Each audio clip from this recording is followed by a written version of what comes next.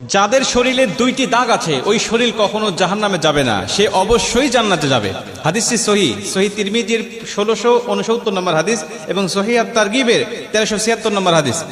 হযরত আবু উমামা রাদিয়াল্লাহু তাআলা আনহু হাদিসটা বর্ণনা করেছেন। রাসূল সাল্লাল্লাহু আলাইহি ওয়াসাল্লাম বলেন, যাদের শরীরে দুইটা দাগ আছে এবং যাদের শরীর থেকে 2 ফোঁটা তরল পদার্থ নির্গত হয় ওই শরীর কখনো জাহান্নামে যাবে না, সে অবশ্যই জান্নাতে যাবে এবং আল্লাহ পাকের কাছে এই শরীরটা সবচেয়ে প্রিয় শরীর। রাসূল সাল্লাল্লাহু আলাইহি ওয়াসাল্লাম বলেন, 1 নম্বর দাগ হলো যে ব্যক্তি জিহাদের ময়দানে আল্লাহকে খুশি করার জন্য, আল্লাহর দ্বীন কায়েম করার জন্য অথবা আল্লাহর সন্তুষ্টির জন্য যে ব্যক্তি বাতিলের মোকাবেলা করতে গিয়ে শত্রু পক্ষের আঘাতে তার শরীরে ছোট্ট একটা দাগও যদি বসে যায়, এই দাগটা কিয়ামতের ময়দানে সুপারিশ করে বা এই দাগটা থাকার কারণে কিয়ামতের ময়দানে আল্লাহ পাক তাকে জান্নাতে দিয়ে দিবে। নবীজি সাল্লাল্লাহু আলাইহি ওয়াসাল্লাম বলেন, 2 নম্বরে ফরজ ইবাদত সমূহের কোন একটি দাগ যদি তার শরীরে দেখা যায়, যেমন নামাজ পড়তে পড়তে সেজদা দিতে দিতে কপালে তার